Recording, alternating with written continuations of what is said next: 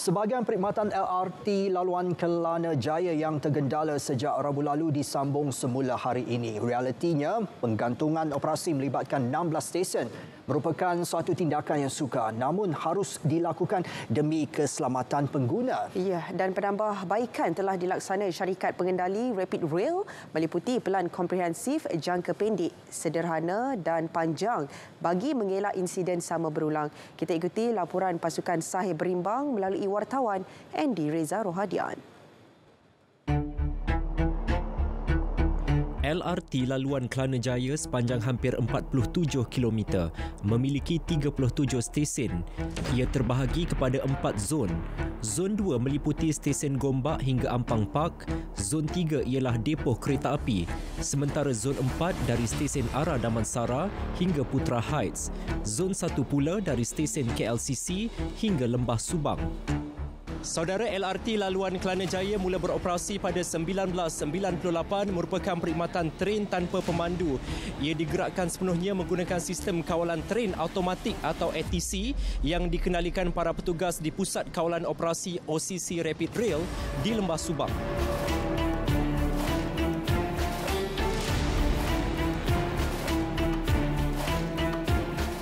Mereka bertanggungjawab untuk mengawal dan menguruskan sistem selain pergerakan tren dari stesen Gombak hinggalah ke stesen Putra Heights.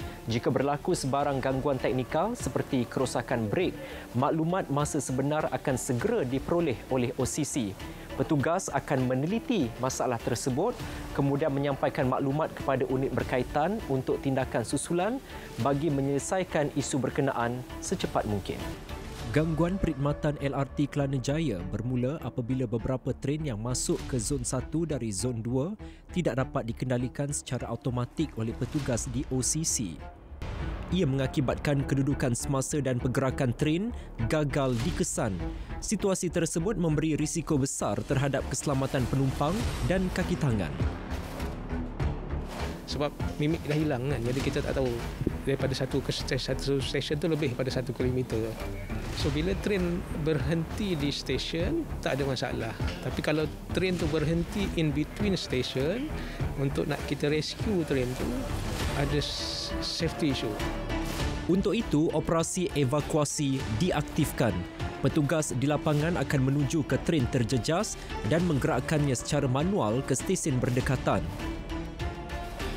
Ya, petugas di lapangan akan berhubung dengan OCC untuk memaklumkan kedudukan semasa tren yang digerakkan. Komunikasi dilaksana menggunakan peranti elektronik dengan frekuensi khusus. Perkongsian maklumat ini dilaksana secara berterusan hinggalah tren berjaya sampai di stesen berdekatan dan penumpang selamat dikeluarkan dari gerabak. Timbul persoalan, kenapa tren tersebut tidak terus digerakkan secara manual sahaja?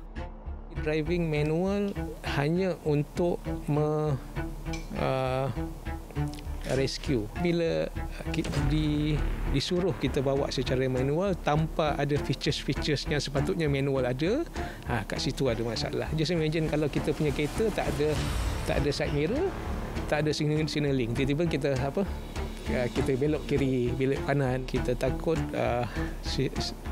akan ada menyebabkan pelanggaran. Rosakan beberapa komponen elektronik dikenal pasti sebagai punca gangguan terhadap sistem ATC. Susulan itu, siasatan pengesanan awal dan penukaran komponen segera dilaksana. Walaupun kita telah kenal pasti ada komponen-komponen yang rosak, tetapi selepas diganti masih ada lagi gangguan yang sama. So pada 9 hari bulan malam tu, kami dengan kerjasama daripada OEM, kita membuat apa kita katakan troubleshooting secara virtual. Ujian sistem dan pergerakan tren dilaksana tanpa henti. Sebaik komponen yang rosak ditukar baharu. Ia bagi memastikan tren benar-benar beroperasi dengan stabil sebelum perkhidmatan kembali dibuka untuk pengguna. Sesi ujian yang kita lakukan bersama dengan kumpulan daripada Thales dan bersama dengan kumpulan prasarana menunjukkan perkembangan yang baik dan hasil ujian dipantau oleh agensi pengangkutan awam darat APAD Sistem ATC bagi perkhidmatan LRT laluan Kelana Jaya yang diguna pakai sejak 26 tahun lalu bakal dinaik taraf. Pelaksanaannya membabitkan peruntukan RM150 juta dijangka siap pada 2025. Andy Reza Rohadian, RTM. Baik saudara, sementara itu tinjauan wartawan Andy Reza Rohadian pagi tadi mendapati pengoperasian semula 16 stesen terjejas berjalan lancar. Tinjauan bermula 7.30 pagi, waktu puncak warga kota memulakan aktiviti harian. Suasana di stesen Masjid Jamek sibuk namun terkawal. Majoriti pengguna sedang menuju ke tempat kerja. Saya dan kru RTM kemudian bergerak ke stesen KLCC sebelum berpatah balik ke Masjid Jamek. Tiada sebarang gangguan teknikal berlaku sepanjang perjalanan. Pengguna yang ditemui berpuas hati dengan perkhidmatan yang dibaik pulih. Pagi ni agak smooth lah sebab saya tunggu train pun tak sampai 3 minit. So memang dia punya interval tu every 3 minit sampai. Untuk hari ni elok je, semua smooth dan tak ada sesak pun. Cepat tindak, so maknanya pelanggan kat sini, customer kat sini diorang tak tunggu masa lama lah. Hari ni macam biasa, okey je, tak ada masalah. Tak ada gangguan apa-apa lah. Bas perantara percuma masih disediakan sebagai persiapan jika gangguan berulang. Namun, tiada individu dilihat menggunakan perkhidmatan bas memandangkan tren terjejas sudah kembali beroperasi. Saudara, gangguan perkhidmatan sebahagian LRT laluan Kelana Jaya telah mewujudkan kesan berangkai. Bukan sahaja pengguna yang terjejas, malah peniaga di sekitar stesen turut menerima impaknya. Pendapatan mereka berkurang sepanjang perkhidmatan dihentikan. Justru, pengoperasian semula perkhidmatan yang tergendala benar-benar membantu memulihkan pendapatan mereka. Alhamdulillah lah, dia dah balik pada normal macam dulu balik. Makin ramai, ya, Alhamdulillah. Sebab customer memang confirm kat sini, Masjid Jamek ni memang ramai orang. So kalau dia turun LRT tu memang ramai. Tapi memang semenjak dia rosak tu kurang customer. Mula belilah.